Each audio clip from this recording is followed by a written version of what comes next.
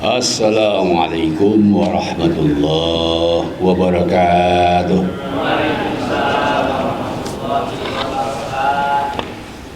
Bismillahirrahmanirrahim. Nahmadulillah wa nusalli wa nusallimu ala Rasulillah Sayyidina Muhammad ibn Abdullah wa ala alihi wa sahbihi wa mawala wa ba'd. Kita lanjutkan tafsir Maudhu'i Bid-Dirayah, menjelaskan hal-hal yang sedang kita lihat, kita rasakan. Jawabannya semua sudah ada di dalam Al-Quran. Itulah yang maksud tafsir Maudhu'i. Tema-tema sentral yang sekarang kita sedang rasakan, maka sekali lagi jawabannya semua ada di dalam Al-Quran. Insyaallah hari ini kita akan membahas surat Fussilat ayat ke-33. Ini ayat judulnya kita buat menyikapi Islamifobia, menyikapi orang yang takut kepada Islam, benci Islam. Tapi sikap pada ini adalah secara khusus ya, di ayat yang ke-34. Sedangkan nanti sikap kita secara umum itu di ayat 33. Nah, yang secara khusus juga nanti ada dua di surat Fussilat 34 dan nanti kaitkan dengan surat Tahrim ayat 9. Kalau di sini sikap secara persuasif, sedangkan di dalam surat Tahrim itu sikap secara tegas terhadap Islamofobia. Seperti ciri khas tafsir Maudhu'i, tidak hanya membahas satu ayat, tetapi harus dikaitkan dengan ayat-ayat lain. Tentu saja karena di ayat ini kalimatnya adalah da'a ilallah, berarti kita harus mendakwahkan Islam kepada masyarakat. Artinya harus menjelaskan juga tentang nilai-nilai Islam yang ada di dalam Al-Quran. Kalau kita tidak menjelaskan Islam, berarti tidak akan terjawab Islamofobia. Sebab secara keilmuan sejak dulu sampai sekarang, seperti dijelaskan oleh Ibnu Katsir, memang itu ada tiga. Pertama, mereka karena marah, dan kedua mereka itu karena bodoh, dan yang ketiga karena menelitinya secara ilmiah sehingga mereka sadar. Jadi tiga hal inilah yang ada di dalam jawabannya surat Fussilat ayat 34. Jadi menurut surat Fussilat 34, Islamofobia itu ada tiga. Sebab karena mereka bodoh, tidak tahu, atau mereka karena marah menjadi tobat. Harapan yang ketiga inilah solusi yang paling efektif di dalam surat Fussilat ayat 33 sampai ayat 34-35. Baik, kalau tentu saja kita harus ada latar belakangnya. Kenapa kita membahas tentang Islamofobia? Karena pasca era Perang Dingin, dunia barat yang tadinya marah dan benci kepada komunis beralih marah bencinya kepada Islam, yang didefinisikan oleh mereka Islam itu ajaran yang berbahaya, ancaman yang cukup besar, sehingga mereka membuat suatu tindakan yang menurut kita ya tidak bagus, karena ada tiga yang dilakukan oleh mereka. Itu yang kita kenal terorisme, paham teroris, kemudian radikalisme, berpaham bahwa Islam itu radikal, dan yang paling membahayakan itu fundamentalisme. Islam itu sangat fundamental, sehingga stigma ini sangat merugikan kepada umat Islam, sebab Islam tidak seperti itu. Apalagi dilatar belakangi oleh sosial, politik, budaya, dan ekonomi yang berbeda setiap negara, sehingga tambah menjadi-jadi.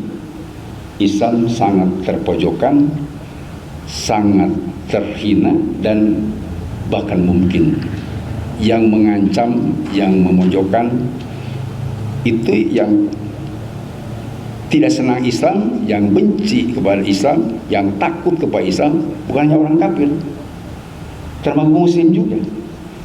Itu disebut Islamophobia. Sebenarnya Islamophobia itu mereka takut ajaran Islam, tidak senang awalnya, benci.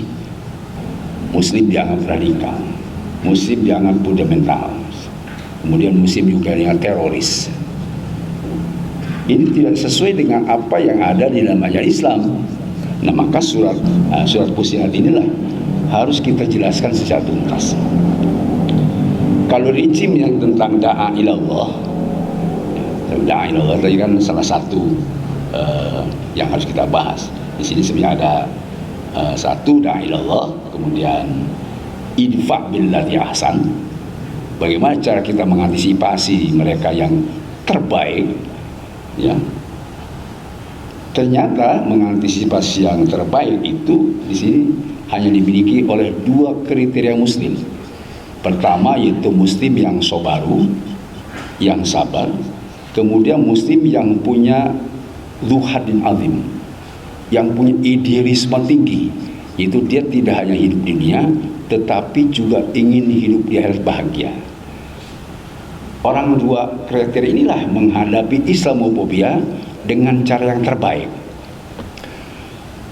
Sedangkan tahap berikutnya, karena menurut para ahli tafsir ayat ini berkaitan secara umum bagi mereka yang hanya benci, yang hanya takut, yang hanya tidak senang, tetapi kalau sudah diaplikasikan dalam tindakan brutal atau penyerangan, maka tentu sikap muslim yang kedua juga pa'tadu alaihi bimisli tarikum, harus melawan dengan cara seimbang. Itulah dalam surat Tahrim nanti ayat ke-9. Ya ayuhan nabi jahil kuffar wal munafikin waghlud alaihim. Wahai Nabi, perangi itu orang-orang kafir sehingga memerangi Islam, dan atau al-munafikin. Islamophobia dari umat Islam yang munafik bukan hanya dia takut kepada Islam, tetapi memecah belahkan umat Islam. Ini reaksi yang kedua setelah dilakukan secara persuasif. Islamophobia tidak selesai, tapi ayat ini menggambarkan kepada kita tidak boleh melakukan tindakan yang kedua kecuali tidak selesai dengan tindakan yang pertama yang persuasif. Itu bahasa di sini adalah idfa' billati ahsan. Nanti kita akan jelaskan. Hadirin rahimakumullah, sebetulnya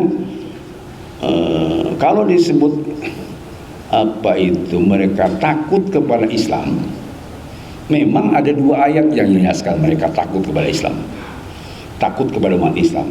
Pertama adalah surah Al-Anfal 60, wa ilahum mastata'tu min quwwati wa min ribatil khayl tuhibuna bihi aduallahu anwakum. Kalau umat Islam punya persiapan matang dari aspek ilmu, dari aspek teknologi, dari aspek spiritual, dari aspek militer, dan kelihatan nampak wa min ribatil khayl itu artinya dilakukan dengan secara militer. Umat Islam memiliki strategi kemiliteran, atau umat Islam sangat militan, sehingga turhibuna bihi Allahakum. Memang musuh Allah akan takut, juga musuh-musuh kamu akan takut. Jadi takut Islam itu, Islamophobia itu sudah dijelaskan di dalam surah Al-Anfal ayat 60. Mereka takut kepada Islam Dan kedua, di dalam surah Al-Fatah ayat 29. Kazar'in akhraja syat'ah fa'azarahu fastaglada fastawa ala suqi liyaghidha bihimul kuffar. Kalau kita umat Islam menanam dan mengkader umat seperti menanam biji, kazar'in akhraja syat'ah, biji yang bagus ditanam di tanah yang subur gembur, airnya cukup, pupuknya cukup, pasti tunas itu akan tumbuh baik. Kazalika akhraja syat'ah itu tunas yang tumbuh, fa'azarahu, lalu kuat naik ke atas, fastaglada ala suqi, berdahan, berdaun, berbunga, berbuah. Hebat sekali tanaman itu, bisa dipetik, dipanen raya oleh pemiliknya. Demikian kalau umat Islam mengkader bangsa, umat dikader sejak A sampai Z, dari yang tidak bisa baca sampai dia bisa dakwah. Itu liyaghidha bil kuffar, kafir jadi jengkel, sebab tidak senang mereka kalau umat Islam maju itu. Dan diperkuat oleh beberapa ayat, misalnya surat Shaf, yuriduna liyutfi'u nurallah, memang mereka itu ingin menghancurkan Islam, ingin memadamkan cahaya Islam. Yuriduna liyutfi'u, ya, di Al-Quran disebut wallahu mutimmun nuri. Kalau toh mereka benci Islam, maka tetap Allah akan mengeksiskan Islam. Dulu Ibnu Katsir sama dengan orang yang mau menghancurkan Islam, sama dengan ingin memadamkan matahari dengan tiupan mulutnya. Impossible, mustahil. Karena memang Islam tidak hancur, maka beralih pada umatnya, diacak-acak. Jadi kalang kabut, kata orang Sunda. Islam tidak bisa dihancurkan, tetapi akhirnya umat Islam dirubah. Yang tadinya senang jadi benci, yang bersatu jadi berpisah, yang tadinya kader sudah tumbuh ditumpas. Itu disebut belah bambu. Teori belah bambu atau teori konflik. Siapa yang membuat teori konflik di dalam Quran? Ya, di dalam Quran yang membuat teori konflik itu dalam surah Al-Maidah ayat 82, Yahudi. Wala tajid asyadnas adawatan lil ladzina amanu al-yahud. Tidak ada di dunia manusia yang paling benci kepada umat Islam, yang paling dahsyat memusuhi Islam, kecuali Yahudi.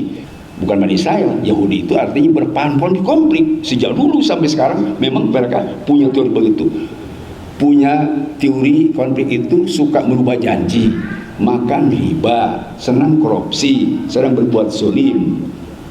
Bayangkan sejak zaman Nabi dibuat aturan oleh Nabi sehingga mereka porak-poranda karena melanggar aturan. Pabimanakdihim, dengan sebab mereka merubah janji, akhirnya tidak punya negara. Kalau mereka sekarang punya negara, ya bisa ditanya oleh Bapak kepada ahli sejarah, apa negaranya orang Yahudi? Bukan, itu dapat dari umat Islam. Jadi mereka ya dengan tangan besi. Ini disebut di Al-Quran, Yahudi seperti itu. Sehingga konflik Palestina dengan Yahudi tidak akan selesai. Umat Islam tetap bahwa itu Palestina tanah sejengkal pun tidak boleh lepas kepada Yahudi. Mereka juga mengklaim, mengaku itu tanah Yahudi. Tapi namanya mengklaim kan harus punya data. Kalau bahasa di kita, data itu sertifikatnya punya enggak? Kalau kita sertifikatnya Al-Quran, Palestina hak umat Islam menurut Al-Quran, otentik, tidak ada yang bisa merubah sejak turunnya kepada Muhammad sampai sekarang. Sehingga mereka mungkin punya sertifikatnya, tapi kan ya perlu dipertanyakan dari siapa, dari mana dapat sertifikatnya. Mungkin mereka kompromi membuat sertifikat, tetapi Muslim mengakui bahwa Palestina sebagai negara Muslim adalah sertifikatnya Al-Quran. La mubaddila li kalimatir rabbik, tidak ada yang bisa merubah firman Allah. Ini saya kira perdebatan ini kalau sudah nyangkut masuk ideologi. Karena itu Bapak semua, tentang ideologi tadi yang disebut Islam itu ajaran yang hebat. Coba Bapak lihat surah Al-Anbiya ayat 107. Wa ma arsalnaka illa rahmatan lil alamin. Kami tidak mengutus engkau Muhammad kecuali rahmat bagi sekalian alam. Rahmat itu sendiri dijelaskan dalam berbagai hadis. Ya, apa itu rahmat itu? Ternyata dalam tafsirnya Quran itu rahmat, Islam itu rahmat. Kaumul abidin, bagi orang-orang yang beribadah kepada Allah. Humul ladzina abadallah bima syara'allah. orang yang ibadah ke Allah sesuai syariat. Wa ahabbahu, dan mereka mencintai Islam. Wa radihi, dan ridho Islam. Raditu billahi rabba, muslim sejati. Beda dengan Islamofobia. Islamofobia tidak senang Islam, tidak cinta Islam, bahkan benci Islam karena asal takut. Beda. Ya, jadi rahmatan lil alamin itu ternyata bagi orang yang mencintai Islam, yang ridho dia hidupnya dengan Islam, yang senang gembira dengan Islam dan membela Islam. Wa atharu ala taatillah, mereka memilih taat kepada aturan Allah dibandingkan dengan taat kepada aturan setan. Setan itu pada dalam tafsirnya ma'ubida min dunillah, apa saja yang disembah oleh Allah setan. Hawa nafsu tentu masuk kelompok ma'ubida billah. Dunia masuk ma'ubillah, jabatan bisa masuk pada ma'ubillah. Orang yang tidak ibadah kepada Allah itu terbujuk oleh bujukan setan, sehingga akan berbeda. Makanya di surat ini ada al-hasanat, nanti ada sayyiat. Al-hasanat orang muslim yang baik sesuai aturan Islam, dia pakai Islam lalu beradil dan ihsan. Sedangkan as-sayyiat, sayyiat itu kesu, jelek, jahat, kotor, risun dan nasun, karena memang mereka tidak senang Islam. Makanya di dalam surat Muhammad ayat 19 kan dijelaskan oleh Allah, la yuti'ukum la'anittum, kalau kamu ikut Muhammad, kamu ikut kepada mereka akan susah hidup itu. Kalau manusia Pak diikutin oleh kita akan susah gitu. Jangan pun ikut manusia. Bapak sekarang maaf saya tanya, kalau selalu taluk sama istri susah Pak, tidak bisa kerja, mulut tidak bisa. Harus takut sama Allah, baru kita takut sama istri. Kalau cinta sama istri semu, harusnya cinta Allah, baru Allah ngasih cinta sama istri dan istri cinta kita, gitu. Jadi kalau kita tidak ibadah kepada yang benar, kita akan semu. Bagaimana orang yang mencintai Islam, yang benci Islam, terlalu beda. Belum lagi kita lihat misalnya, ya, saya rahmatil alamin kan, saya lihat di dalam kitab Imam Tabrani juz ke-12, dia mengatakan begini, ini hadis dari Sa'id bin Jubair dari Ibnu Abbas. Kata rahmatil amin, kata Rasul, sabda Rasulullah, man tabi'ahu kana lahu rahmatan bid dunya wal akhirah. Barang siapa orang yang taat kepada Nabi, maka orang itu akan mendapatkan rahmat dunia dan akhirat. Wa man lam yatabi'u, barang siapa yang tidak taat kepada Rasul, ubiya mimma kana yubtala bi sarul umam minal khasar wal mas. Barang siapa yang tidak taat kepada Rasul, harusnya diazab oleh Allah, tapi Allah dibiarkan saja, tidak seperti orang-orang dulu disiksa langsung. Itu rahmatil alamin. Jadi sebetulnya rahmatil alamin itu harus diucapkan terima kasih oleh orang-orang selain muslim. Jadi jangan dikira rahmatil alamin hanya untuk Islam, tidak. Itu berarti Imam Tabrani, rahmatil alamin seluruh umat diantisipasi oleh Islam. Dan rahmatil alamin bukannya untuk Indonesia, seluruh dunia. Karena sekarang ada menghadirkan rahmatil alamin tapi untuk di dunia, di Indonesia saja. Ya, apa terus disebut, tapi isinya salah paham. Rahmatil alamin masih masih ke Maghrib, lain dari Sabang sampai Merauke. Salah saya mikirnya. Kok rahmatil alamin cuma di Sabang sampai Merauke? Dunia, bahkan dunia akhirat. Itu menurut Imam Tabrani. Ya, jadi harus bersyukur sebenarnya dengan surah Al-Anbiya ayat 7. Orang-orang di luar muslim, semua mereka terantisipasi. Seandainya seperti umat itu sudah dihancurkan oleh Allah. Baik tadi dengan likuifaksi, misalnya longsor, tanah longsor, banjir, tsunami, hancur sudah. Bahkan di Al-Quran seperti tidak pernah ada kampung. Tapi rahmat alamin begitu maksudnya. Ya. Bahkan kalau saya lihat tafsir Ibnu Katsir ada 3.600 alam. Ada 4 alam, tapi yang disebut oleh Imam Suyuti ada 2. Satu alamul insi, kedua alamul jin. Alamul insi atau sifat manusia, semuanya. Semuanya, bukan hanya muslim, bukan. Semuanya diberi rahmat. Nah, ya. Ini pengertian rahmatil amin. Belum lagi menurut hadis Muslim Rahmatul Amin apa? Hadis Muslim nomor 2599. Ibnu Hasim mengatakan dari Abu Hurairah, "Qila ya Rasulullah, hai Rasulullah, ud'u 'alal musyrikin." Coba berdoalah ya Rasulullah, kami mengamini. Doakan tuh orang musyrik yang durjana begitu. Sudah durjana kalau sudah tidak manusiawi ini. Membenci kepada Islam, bahkan Rasul dikondisi untuk dibunuh. Tapi apa Rasul sampaikan kepada sahabat? Inni lam ut'at lu'anan wa innama buistu rahmatan. Tidak sanggup aku, sebab aku diutus oleh Allah bukan untuk mengutuk dan untuk menyiksa kaum musyrikin secara fisik. Aku diutus untuk rahmatan, sayang aku sama mereka. Justru aku dakwah itu sayang sama mereka. Seperti ayat ini kita dakwah ngajak kepada Islamofobia. Kenapa? Sayang sama mereka. Dan alhamdulillah Pak, ini kudratillah ya. Setelah dari perang dunia, ada seorang yang analis dari mana mulainya. Itu tanggal 19 September di WTC menurut mereka, seandainya memang betul itu pesawat tidak direkayasa, itu tidak runtuh ke bawah gunung itu, gondong itu, begitu ditabrak pasti patah. Tapi kenapa ini runtuh ke bawah? Para ahli sudah ragu Pak pada saat itu. Saya bukan bidangnya, hanya saya tahu orang yang bilang, bukan ini, bukan pesawat, ada sesuatu di balik pesawat. Dan ternyata memang terbongkar mereka. Dan itu supaya dibuat Islam itu radikal, Islam itu teroris, Islam itu fundamentalis. Itu menurut teman saya, itu direkayasa saja sama mereka.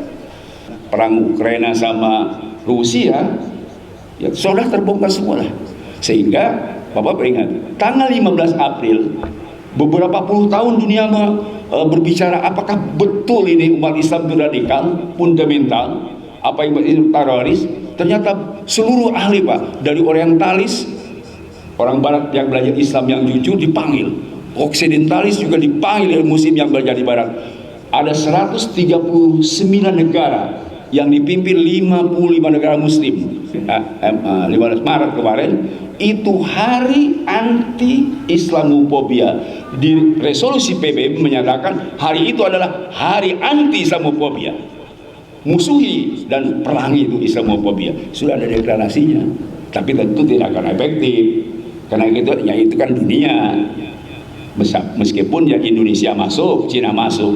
Makanya kemarin tanggal 15 Juli deklarasi DNAI, artinya DNAI, Deklarasi Nasional Anti Islamofobia. Bapak dengar ya kemarin, itu karena kita perlu membuat suatu jawaban bahwa kenapa orang lain sudah membuat resolusi, membuat peraturan, dan mungkin saja kita kalau nanti keinginannya kita, kalau kita bicara tentang Islam cukup banyaklah alasan-alasannya. Apalagi kalau kita melihat laukun tafat dan golil bulan fatu min hawi, kalau disebut tadi Islam radikal, keras bukan tegas, laukun tak golil kalau kamu amat hati keras, membatu, radikal lah begitu bahasa kitanya. Lan fatu min hawi, kalau nasor radikal pasti sekelilingnya lari, banyak kok pengunjung. Dan sampai sekarang Mbak disebut Islam radikal, ternyata dunia-dunia di barat, Bapak pasal tanya Bapak, berapa pendeta yang masuk Islam? Begitu banyak. Sekarang sudah ngaburu dulu, asup kabeh sampai apa aja, ini luar biasa. Meskipun ya di Indonesia ada yang beberapa masuk Kristen, padahal itu gara-gara supermi, teman. Gara-gara supermi masuk Kristennya. Ada memang supermi, kena lapar, lain salah batu, dua masuk Kristen, salah bapak tapi duit kan itu, Kristen. Salah bapak kunang tuh diberi duit tetap orang-orang miskin. Ayo masuk Kristen. Mereka itu masuk Islam, kena Islam itu benar. Itu kan diberi emih itu. Saan beri emih kayak jalma pendeta. Itu. Jadi jujur aja kita. Banyak orang masuk Islam karena memang Islam tidak ada kesalahannya. dicari-cari nggak ketemu, kecuali orang yang sentimen. Nah, sentimen mah rendeu ya tetep. Ada sentimen mah. Saya gelis orang ke pamajikan ada sentimen tetep wae terus. Saya jadi kiai pinter oge hebat ada sentimen mah enggak didengar kan gitu. Bala cek urang mah seorang ulama besar, ngomongnya tegas, berani, teu boga kasieun, teu sieun dibui, teu sieun dibunuh. Cek urang malu saya teh. Padahal kudu benci mah, tetapi goreng, malah ditangkap di borgol. Ya subuna bubuyan, da beda kesamata. Urang merasa cinta ka habaib ulama, mereka benci Islamofobia. Maaf Pak, beda pandang. Makanya Quran, walakin Allah habbaba ilaikumul iman. Orang yang taat kepada Allah, taat Rasul itu diberi rasa cinta iman, cinta Islam, cinta habaib, cinta ulama, cinta kebenaran.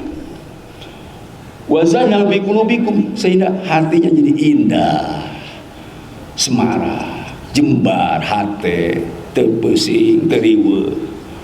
Wa karaha ilaikumul kufra wal fusuqa wal islam. Dan orang kalau sudah diberi rasa cinta kepada Islam, cinta kepada ulama, cinta kepada habaib, kekufuran benci, kemusikan benci. Kemusikannya apa? Bukan musik. Musik itu sifat. Kemusikan, kekafiran, dan kemaksiatan dibenci. Yang namanya orang beriman kan sudah punya nur, kemarin saya jelaskan, sudah beri cahaya atau katempo tuh. Lamun bapak enak poek aya nini jeung parawan pahili, tapi aya lampu maka tempo kan nini mah kaliput kos kasih mekpeungeutna, ai parawan mah geulis beli herang jelas karena aya mata matahari. Lamun cuma gelap kulita oh kanyaho. Makanya sikap di sini Pak tadi ya kita lihat ayatnya. Bagaimana sikap pertama terhadap orang-orang Islamofobia? Sebab dijelaskan wala tastawil hasanat wala sayyi'at. Memang tidak sama kebaikan dan keburukan. Tidak sama yang cinta Islam dengan yang benci Islam. Tapi kita dianjurkan idfa billati hiya ahsan. Tolak oleh kamu dengan cara yang lebih baik. Bagaimana caranya? Dakwahi mereka. Tuh. Di sini dijelaskan Pak. Kalau kita mengantisipasi orang yang benci Islam, yang anti Islam, yang memusuhi Islam, billati yahsan, maka fa ilal ladzi bainaka wa bainahu adawatun ka'annahu waliyyun hamim.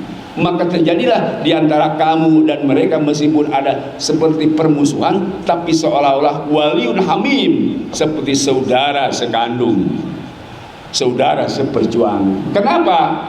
Karena itu juga manusia. Itu juga orang, bukan binatang. Orang bukan setan. Dakwahi mereka gitu. Ajak mereka da'a ilallah. Dan kita amal sholih. Dan tapi maaf Pak, kalau dakwah harus punya sikap innani minal muslimin. Aku muslim. Kalau dakwah aku muslim sejati, gak mau disogok, gak mau disuap, tidak akan laksanakan. Itu sikap. Jadi artinya kita berdakwah amal soleh, punya sikap yang kuat, saya sebagai muslim sejati, baru bisa hal atau waliun hamim. Itu yang pertama. Makanya coba lihat berikutnya, wa ma yulaqaha illal ladzina sabaru. Tidak mungkin bisa apa itu allati yahsan, dakwah dengan cara yang baik kepada Islamofobia tanpa apa? Sabaru. Saya lihat tafsirnya Pak. Saya lihat tafsirnya itu ada tiga Pak. Ya ada tiga. Satu, as-sabru indal ghadab. Ketika mereka marah, ketika mereka benci, ketika mereka takut, sabar kita. Baru takut, baru benci, baru marah kok. Tidak usah lawan, sabar aja tapi aktif. Saya dakwah jadi. Satu ya. Kedua, al-hilmu indal jahli. Lebih dari sabar, berikan nasihat ketika mereka bodoh. Barangkali mereka hobi Islam itu benci Islam karena tidak tahu. Sampai ngomongnya juga macam-macam kayak mana orang bodoh. Harus hilim kita. Hilim itu Pak, ihtimal adza. Selain kita aktif ihtimal adza, kalau ada benturan-benturan dipikul oleh kita. Ini risiko. Itu hilim. Jadi tafsir kedua, al-hilmu idal jahli, kalau memang mereka bodoh pasti mencemoohkan kita, namanya bodoh. Bukan ustaz, bukan mu'alim, yang ngomongnya kita buku. Lu benar salah, lu salah benar. Kenapa bodoh? Hilim kita. Hilim apa ya? Aktif dakwah tapi ihtimal ada pikul derita dari orang yang bodoh. Yang ketiga, al-afu indal isaah. Maafkan mereka kalau salah mengaku dosa. Siapa tahu mereka yang Islamofobia tiba-tiba datang ke Masjid Hidayah, Pak, saya mau nanya Pak DKM, di mana Pak DKM? Panggil Pak DKM, ada ustadz gak yang bisa memaafkan saya? Saya tanya benci Islam, saya tadinya takut, sekarang senang saya benci. Mau ngaji saya setiap malam Senin saya mau ngaji ke Ustadz Badrudin. Terima, karena memang itu salah dia. Setuju gak? Ada yang ada yang takut Islam, takut Islam, takut Ustadz, lalu mulai Ustadz takut. Ada yang takut, ada mualim takut. Tapi sekarang Ustadz, saya dulu mah takut, saya senang sama Pak Ustadz, pengen mijitin Ustadz. Terima itu, orang baik. Dulu mah saya takut ke masjid, setiap malam Senin takut, sebab Ustadz baru ini ngomongnya suka keras, saya mah senang. Terima. Itu yang ketiga. Kurang apa ini? Jadi sebenarnya tidak serta-merta. Sobar itu tadi ada indal godot. Kalau mereka hanya benci, hanya marah, hanya tahu maaf, sobar. Kedua tadi al-afu dan isa, maafkan kalau minta tobat. Dan yang ketiga, kita harus hilim jahat. Baru memang berikutnya, Pak. Berikutnya kalau sudah selain dia memusuhi Islam, benci Islam, takut Islam, bereaksi, kumpul sama orang-orang yang memusuhi Islam, baik kafir atau muslim, baik dia petani atau pejabat, rakyat atau pejabat. Kalau dia berkolaborasi, bergabung sama orang-orang yang hobi Islam, benci Islam, dan musuh Islam, menghanyut Islam, ya paksa. Gak paksa. Surat Al-Tahrim ayat 9, ya ayuhan nabi, wahai nabi dan umatnya, jahil kufar, perangi itu orang kafir yang di sana, wal munafikin, dan orang-orang munafik yang kopi Islam, yang suka ngomong dan buku, perangi. Namun tidak salah orang, tapi jangan dulu perang dulu sebagai tahap pertama, ya. Mudah-mudahan manfaat. Allah berikan taufik dan hidayah kepada kita semua. Intinya surat Sof ini menjelaskan bagaimana kita menyikapi orang yang tidak senang Islam, tidak senang ulama, tidak senang pengajian, tidak senang ibadah. Itu ternyata ada dua sikap. Sikap pertama secara umum kita ada tiga, kita harus selalu berdakwah, ngajak mereka, dan kita harus lalu beramal soleh. Dan yang ketiga harus punya sikap kita sebagai pribadi muslim yang taat. Kemudian untuk antisipasi orang-orang yang tidak senang kepada Islam, yang fobi Islam, benci Islam, takut kepada Islam, maka kita harus melakukan dua cara. Satu, as-sobru indal ghadab. Kalau hanya sekadar benci, tidak senang, apa itu tadi, takut, ya masa orang takut tidak disabarin, sabar aja, baru takut doang kok. Nah ini yang kedua, kalau mereka fobi Islam yang kena bodoh, maka kita harus berdakwah. Ihtimul adza, kena bodoh pasti membuat reaksi yang gak baik sama kita. Yang ketiga, al-afu indal isaah, kalau mereka sudah salah, tobat terima oleh kita. Baru tahap kedua, jika mereka tetap selain takut sama Islam, memusuhi Islam dan bereaksi untuk menyerang, melakukan sesuatu kekuatan, muslim tidak boleh tinggal diam. Dosa al-fir'u al-jahbi minal kabair, lari dari medan perang, dosa besar. Kalau mereka sudah bereaksi kekuatan, kita juga harus sama. Mudah-mudahan Allah memberikan kekuatan bagi kita, kekuatan iman, ilmu, jeung kekuatan yai fisik mah kuring yang segala belum genep mau kuat. Nah, ini ngarora we deh hai fisik mah ngaduangkeun fisik kuring mah. Lamun aya jelema ayeuna anu bageuran kurang. Nu bageur mah Pak boro-boro orang muslim. Orang kafir dia bageur mah bageuran. Nu beleguk mah yang bangor, yang jahat, jangan pun orang kafir, orang muslim sekalipun jahat, perangi sama kita. Jangan pun orang-orang yang jahat, anikan kiai kiai jahat, jangan kiai jahat kemarin disebut kiai kurang ngajar. Itu orang dulu jarang ngajarnya kiai, kita kurang ngajar ya.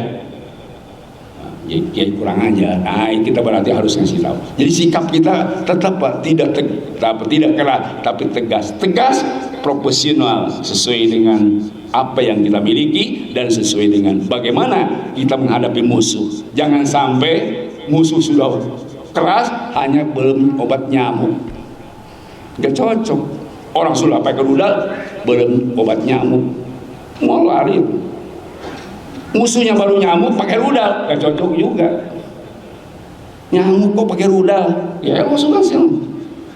Nyamuk pakai rudal. Iya orang musuh pakai rudal, ngambil bola obat nyamuk ke warung, supaya hiber. Lain nyamuk ya teh. Rudal kok punya nyamuk obat. Nah itu kita harus cerdas ya. Mudah-mudahan Allah mengambil dosa kita, memaafkan kesalahan kita. Amin ya rabbal alamin. Islam rahmatan lil alamin. Rahmatan amin. Rahmatan sayang kepada orang kafir sekalipun kau mau kepada Islam. Mudah-mudahan Allah berikan kau hidayah. Subhanakallahumma bihamdik asyhadu an la ilaha illa anta astaghfiruka wa atubu ilaik. Wa sallallahu ala khairi sayyidina Muhammadin walhamdulillahi rabbil alamin. Assalamualaikum warahmatullahi wabarakatuh.